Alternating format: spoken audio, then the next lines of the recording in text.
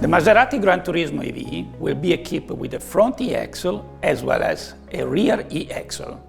On the front there will be our e-motor and on the rear our twin e-motor.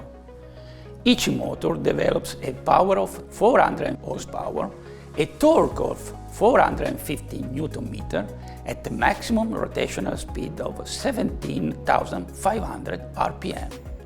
Such extreme performances are ensured by one of the smallest e-motors currently in the automotive market. The weight over power ratio is one of the best in the market. All this means making this e-motor is both a special challenge and a great success.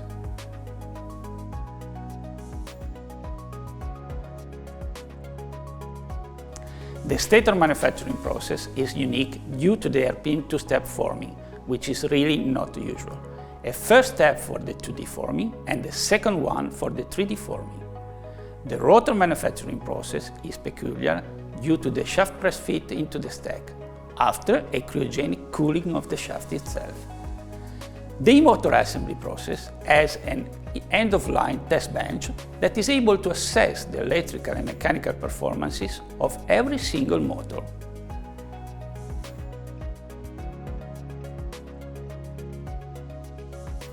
As per all the other e-motor production line, the main process steps are, first, the stator assembly, second, the rotor assembly, and third, the e-motor assembly and end-of-line test.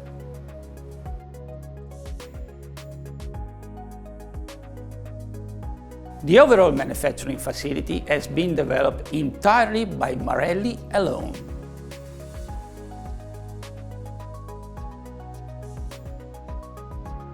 From the concept to the first e-motor production, it took around 12 months.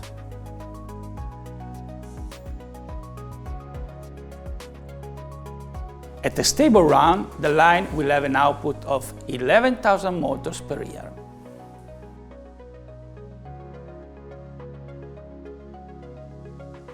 Product quality is guaranteed by an end-of-line station that is able to test every single e-motor before being delivered to the customer, assessing its electrical characteristics as well as its mechanical performances, that's to say, max torque and rotation RPM.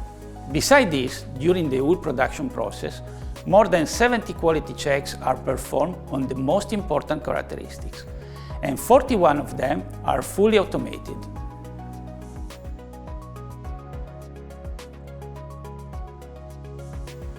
This e-motor is very innovative, both as a product and as a manufacturing process, and developing it in a 2-year time slot has been very challenging, even taking into account the big constraint coming from COVID-19 pandemic issues.